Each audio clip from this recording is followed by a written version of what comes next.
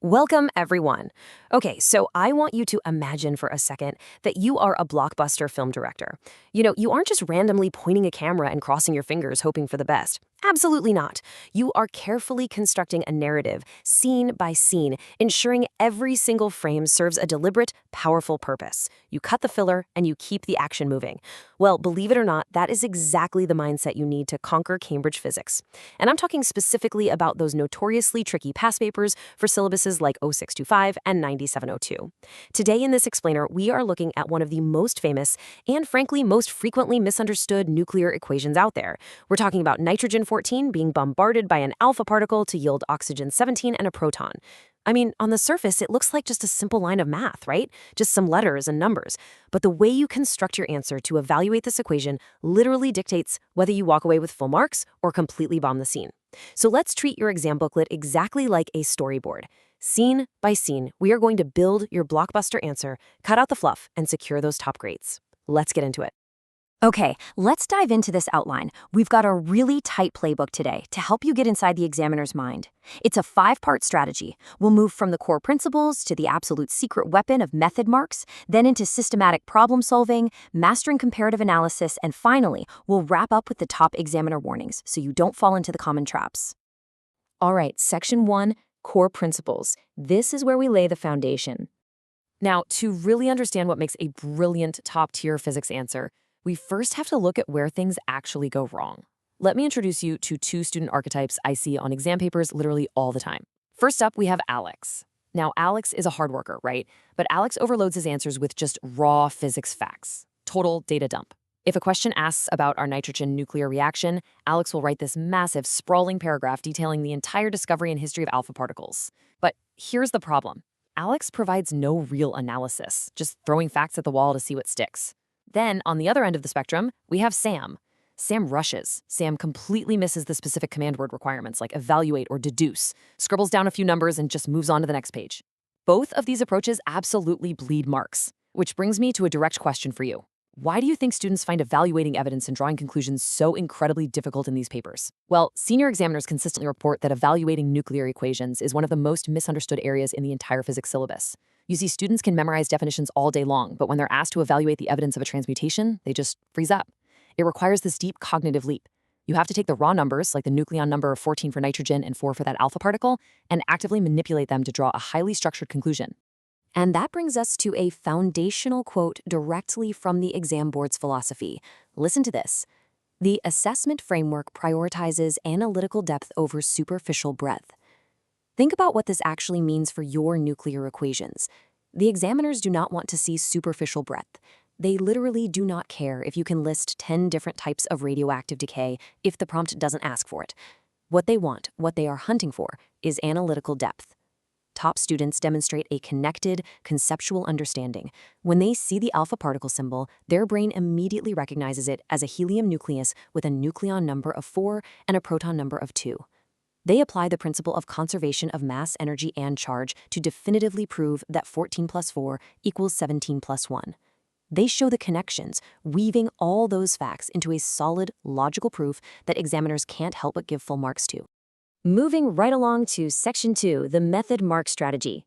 But hey, before we continue, subscribe to our YouTube channel, Ace the Exams, at acetheexams_IGCSE to excel in your Cambridge examinations. Click that subscribe button and hit the bell icon right now. Trust me, you want to be plugged in for these strategies.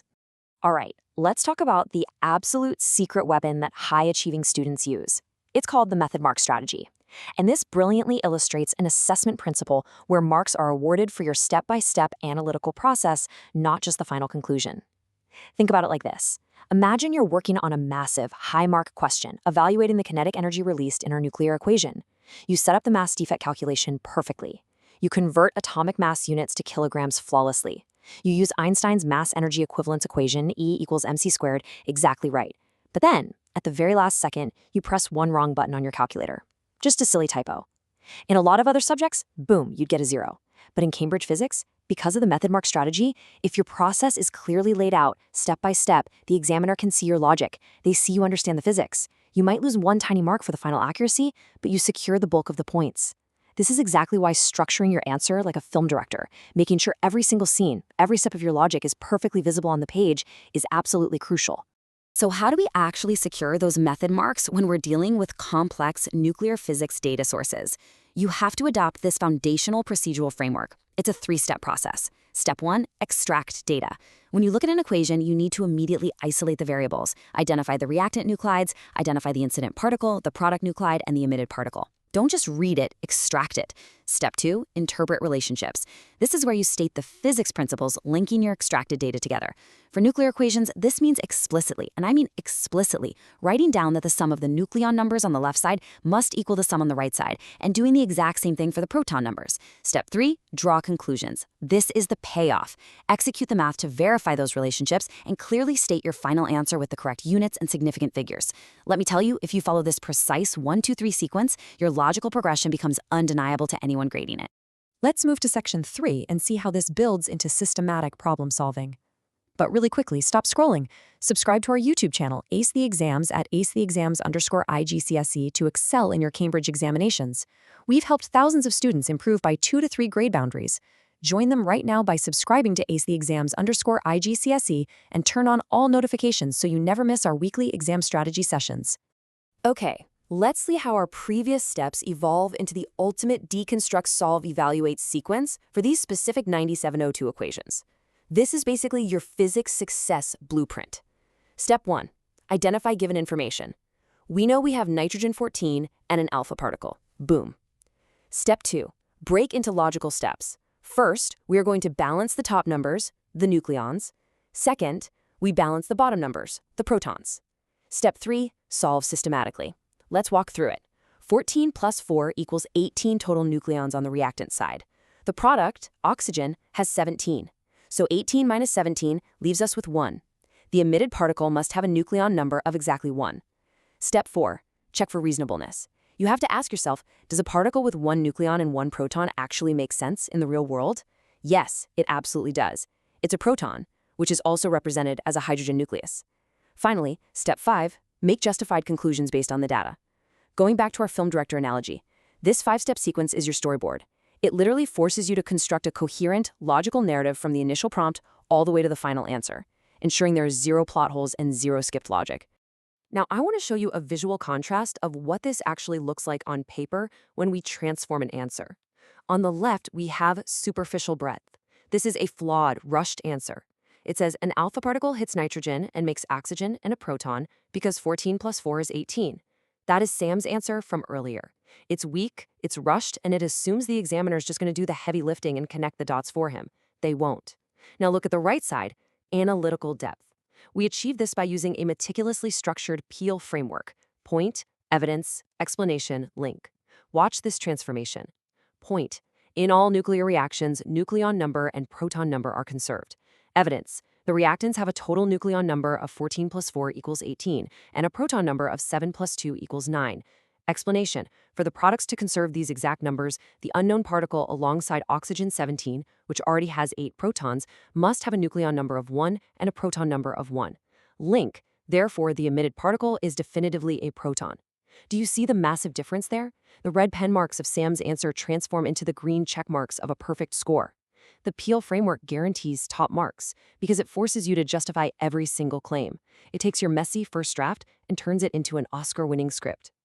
Let's transition into Section 4, Mastering Comparative Analysis.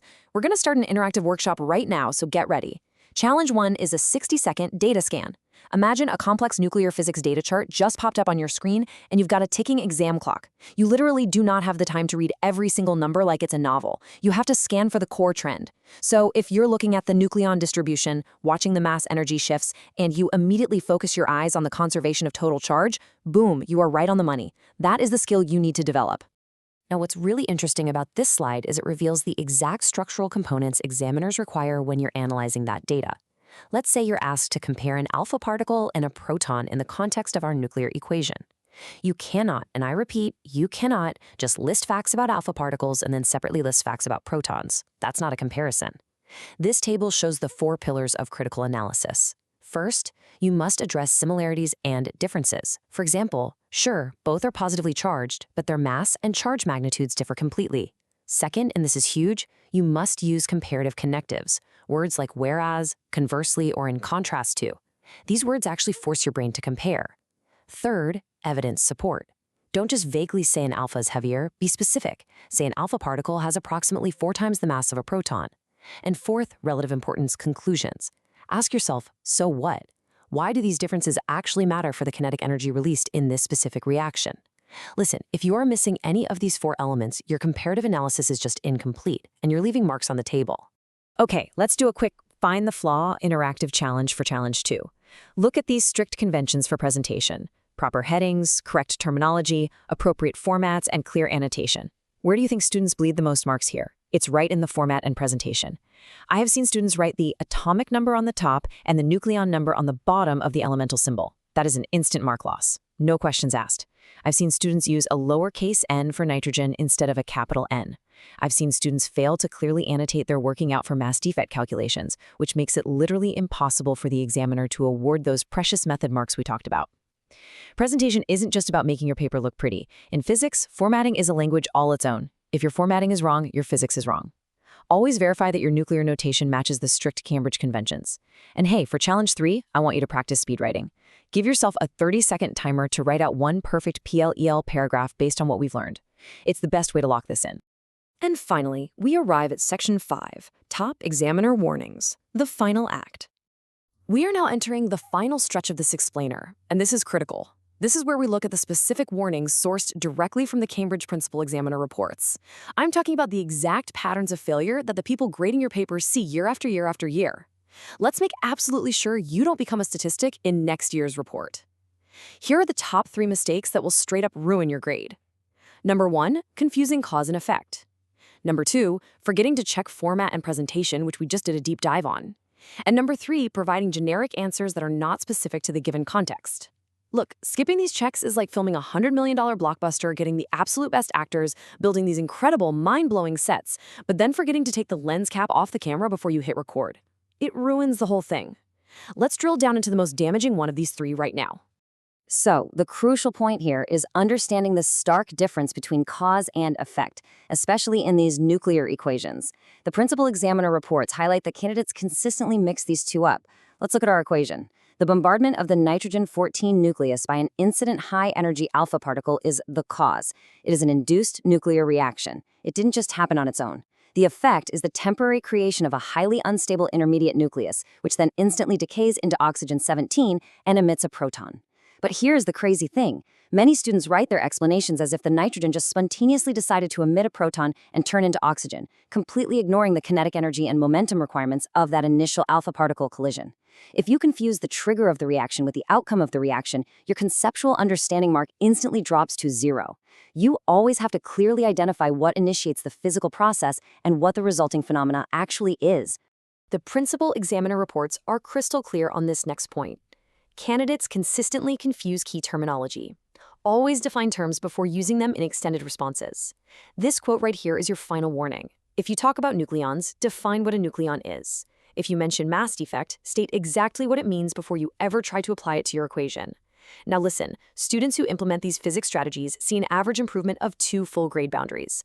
But that only happens if they practice consistently with our weekly videos. So here's your final reminder. Subscribe to our YouTube channel, Ace the Exams, at acetheexams_IGCSE to excel in your Cambridge examinations. Subscribe right now to acetheexams_IGCSE and click that bell. Don't let another exam pass you by without having every possible advantage. You now have the complete director's playbook. You've got the core principles, the method mark strategy, the framework for mastering comparative analysis, and the inside track on the top examiner warnings. So the next time you sit down before you even pick up that pen in the exam hall, I want you to take a breath, frame the shot, and build your scene properly. I'll leave you with this provocative thought. Have you defined your terms before writing your blockbuster answer? Drop a comment below with your target grade for physics and the absolute biggest challenge you're currently facing. Our team responds to every single comment. Like and share this video with a study partner who needs to hear this. Ace the Exams. Your Cambridge success starts here. See you in the next one.